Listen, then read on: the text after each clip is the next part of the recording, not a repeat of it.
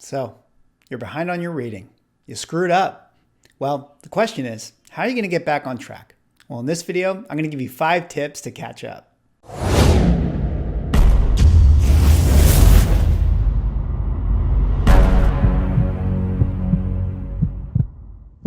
Ladies and gentlemen, welcome back to another video with Swaggle.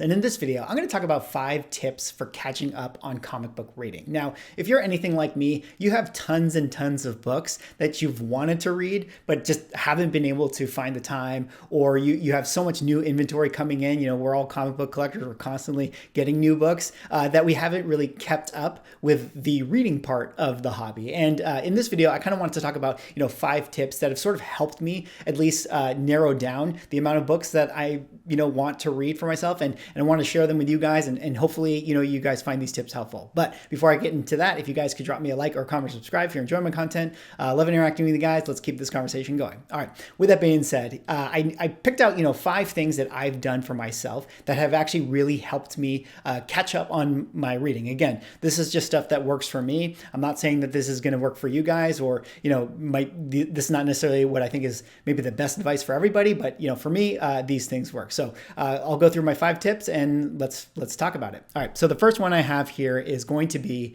keep a small stack near you. Keep a small stack near you. Well, I think this one is pretty obvious, right? So I'm somebody who, when I do read my comic books, I either read them here on my desk where you guys see me with the videos, or I will read them in bed. So what I do is I have a small stack that I always have at the ready. This is a small stack that I have right here, and I just leave it on my desk. I keep my desk very, very clean, but I always have my little small stack just off camera here next to me. And what I like about this is that the books that I want to read, I feel like are always at the ready for me. It's like I know that these are like in the queue versus like having them in boxes or having them, in wherever you guys store your comic books. I always think it's better that if you have it near you, the feeling that you will get in wanting to just sort of pick it up and read it is going to be more present. It's going to be more there, and you're going to feel like it's not such a task to like, oh, I got to like pull out the comic book box and like open it up and then figure out which ones to read or whatever like that. Whatever, like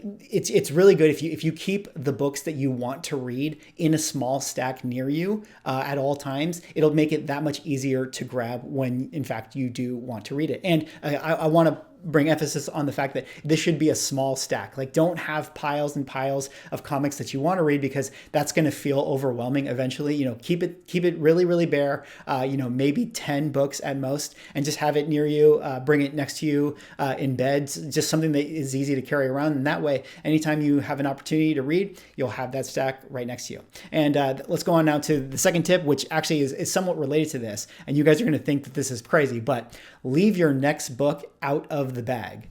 Leave your next book out of the bag. Yeah, that is right. I actually do this all the time. And again, this may not work for everybody, especially if you got like an expensive comic book that you're worried about, having damage or whatever. I actually leave the next comic book that I'm going to read out of the bag. So if I have a small stack, as I mentioned to you guys, I have a small stack next to my desk, the next comic book, I've actually taken it out of the bag. I'm currently reading Iron Man right here. I actually take it out of the bag and I just lay it flatly right on top of the stack. And the reason I do this is because I want to eliminate all of the barriers to reading as much as I can as possible. Like there's certain ideas when they say like, if you want to motivate yourself to work out, just put on your workout clothes, put on your workout shoes, even if you're not going to go work out at that moment. But like if you make it so that you're already ready to go work out, you'll find that jumping into the workout is a lot easier. So similarly, if I keep the stack next to me and I leave the next book outside of the bag right next to me, it just makes it that much easier for me to just pick it up right away, and boom, I don't even need to take it out of the bag. I can just immediately open and start flipping through and reading. So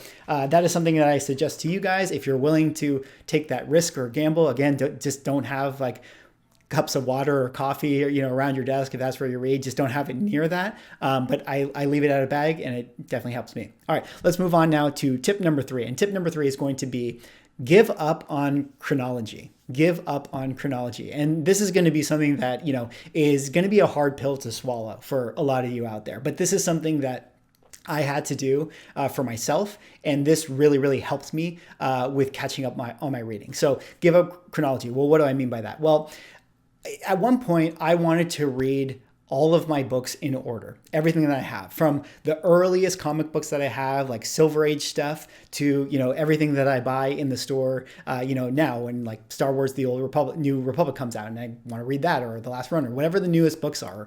I wanted to read in chronological order because I felt like, the only way for me to really enjoy the story is to I want start at the beginning, go all the way through. And for someone who wants to keep it like neat and tidy, this was a hard pill for me to swallow as far as letting it go, letting go of this idea that I need to read it in order. Because the thing is if you want to read it in order, you're always going to have, books coming in and piling up. And you're always going to be behind the curve. And then additionally, like it's going to take you out of the mindset, and it's going to force you to read stuff that you may not be inspired to read at that moment. Like, if the new, Star Wars books are coming out and that really excites me, and I would rather read that, but it's like, but I got all these old Star Wars books that I need to read first. It's like, it's going to be harder for me to be excited to read the old stuff versus the new stuff. So this is something that I had to decide to do. I had to give up on this idea of reading things in order. And as soon as I did that, and I just sort of like let it go, it actually inspired me to just read the things that I wanted to read at any given day. So I've actually read a lot more. So, if King in Black comes out and I haven't read, the last Venom issues, or I haven't read whatever was leading up to King Black, I don't really care. I just read King in Black, and if there's tie-in issues that I haven't read yet, I don't mind just going back to that and reading it later. It doesn't disrupt the flow of the story for me, and it's just been really, really helpful for me catching up on books that I want to read. All right, let's go on now to my fourth tip here. My fourth tip is going to be skip the caption text. Skip the caption text. Okay, well, what do I mean by this? Well, this really, really pertains to when you're reading older books, like anything from Silver, Bronze, or Copper Age. The style back then was, it was very, very verbose as opposed to like the more modern books. And there was a lot of caption text with a lot of description.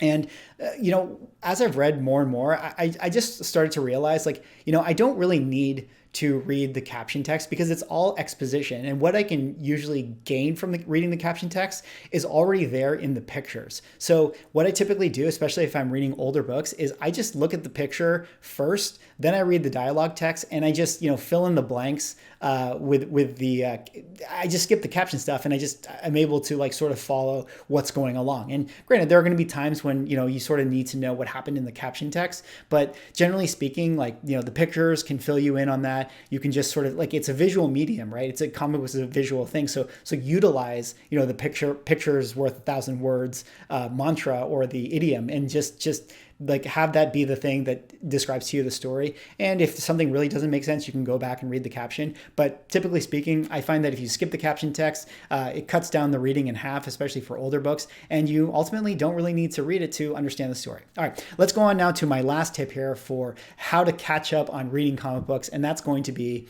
set a goal and stick to it.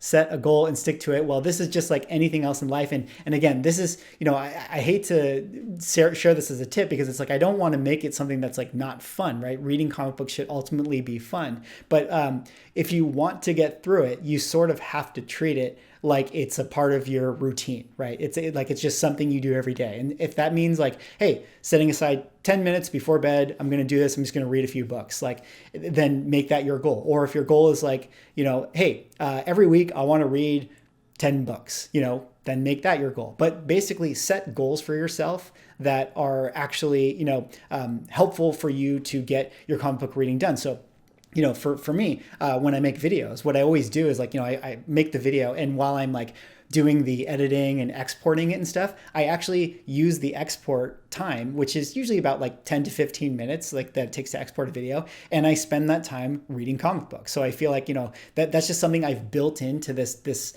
habit that I, have done making videos with you guys, is I utilize the time that I'm exporting to read the comic books that I want to read. And that's just kind of been cooked into my routine. And even though it's a little bit prescriptive. You know, it feels like it takes the fun out of the comic book thing. It really, really works for me. And you know, making the videos already gets me excited about comic books anyway. So I'm already in the mindset, and I just sort of utilize the time. So for you guys, you know, set goals with it and stick to those goals and make it a part of your daily routine.